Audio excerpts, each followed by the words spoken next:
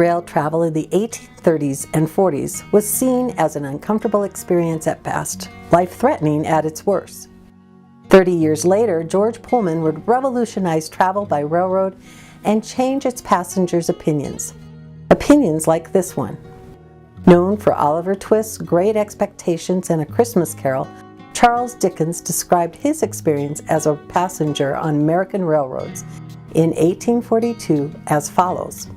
There is a great deal of jolting, a great deal of noise, a great deal of wall and not much window, a locomotive engine, a shriek, and a bell. The cars are like shabby omnibuses, but larger, holding 30, 40, 50 people. The seats, instead of stretching from end to end, are placed crosswise. Each seat holds 2 persons. In the center of the carriage, there is usually a stove, fed with charcoal or anthracite coal, which is for the most part red hot. It is insufferably close, and you see the hot air fluttering between yourself and any other object you may happen to look at, like the ghost of smoke. Charles Dickens, American Notes for General Circulation, Philadelphia, 1842.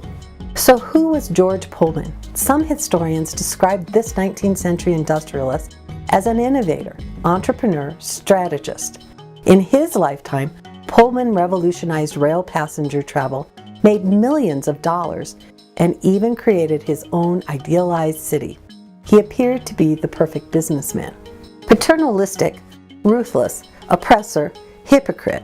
These words were used by workers who joined the nationwide strike against George Pullman, the competitors who sued his company for being a monopoly, and the many African American employees who endured bigotry at the Pullman Company's hands.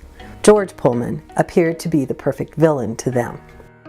Whatever the perspective, there is no denying that George Pullman and his company changed lives and expectations in the United States and around the world. I'm going to use my next 3 Small Wonders programs to give you a behind-the-scenes tour of the Colorado Railroad Museum's exhibit, Wheels of Misfortune, Pullman's Legacy of Innovation, Idealism and Exploitation. First, we will look at George Pullman himself. Secondly, we will explore those who worked for the Pullman Company.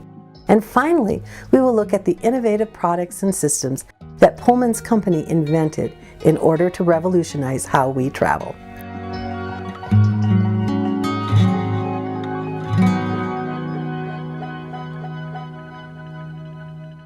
George Mortimer Pullman was born in Brockton, New York on March 3, 1831, just as the first regular passenger service was beginning on America's railroads.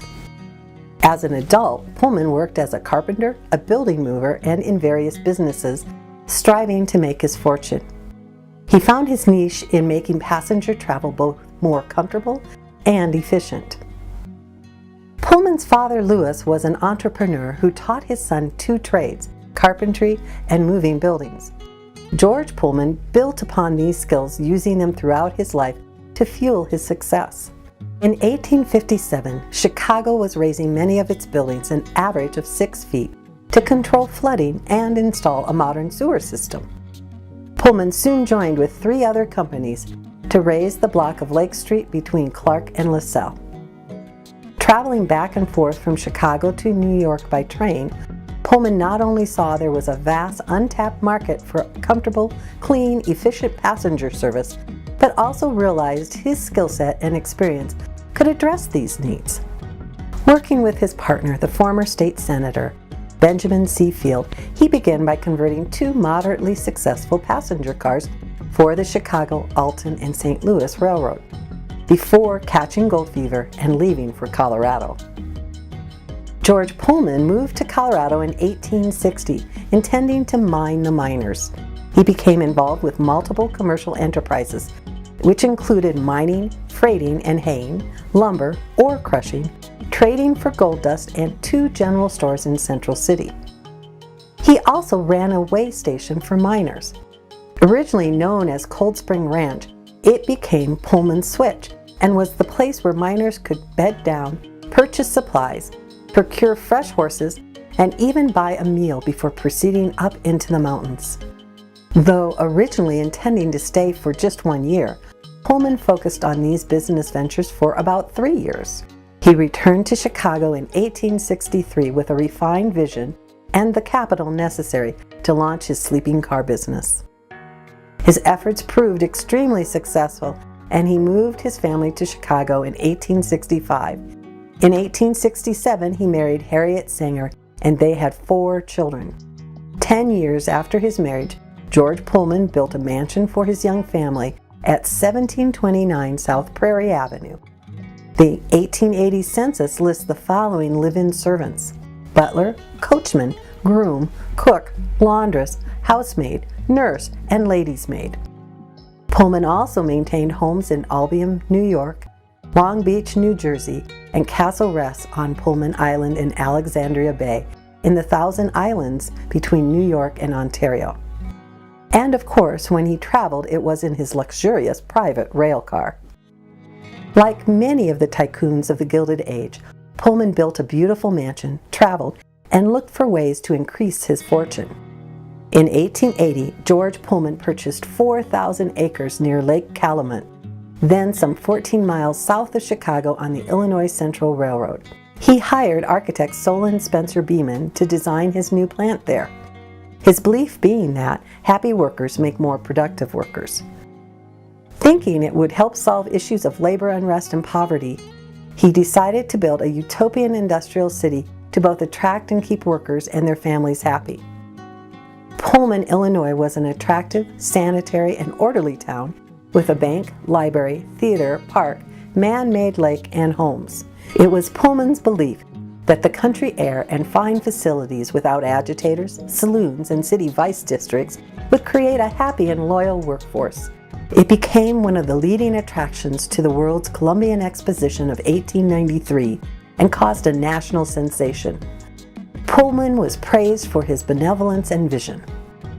In reality, Pullman ruled the town like a feudal baron. He prohibited independent newspapers, public speeches, town meetings, or open discussion. Charitable organizations were also prohibited. Pullman's inspectors regularly entered homes to inspect for cleanliness and could terminate leases on 10 days' notice. At its peak, 12,000 employees lived there. Pullman planned to pay for this ideal city through employee rents, and while valued at over $5 million in 1892, rents never reached the 6% returns he promised his investors, making it impossible for him to be flexible during poor economic times. Pullman employees would declare, "We are born in a Pullman house, fed from the Pullman shops, taught in the Pullman school, catechized in the Pullman church, and when we die, we shall go to Pullman hell." In 1894, just 1 year after the Columbian Exposition, the once utopian city was at the heart of a nationwide strike that would change George Pullman's reputation forever. So much so that when he died in 1897, at the age of 66, Pullman's grave was reinforced with concrete walls 18 inches thick. His mahogany casket was lead-lined and once lowered, covered with tar paper and asphalt. The grave was then filled with concrete and steel railing. These precautions were taken to prevent the desecration of Pullman's body.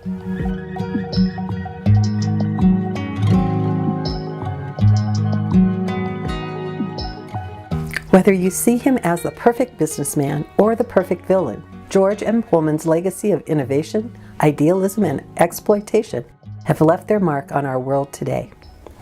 The street Pullman and his partners raised is still a vibrant part of the city of Chicago. Railroad museums across the nation preserve Pullman rail cars so that their stories and more can continue to be told.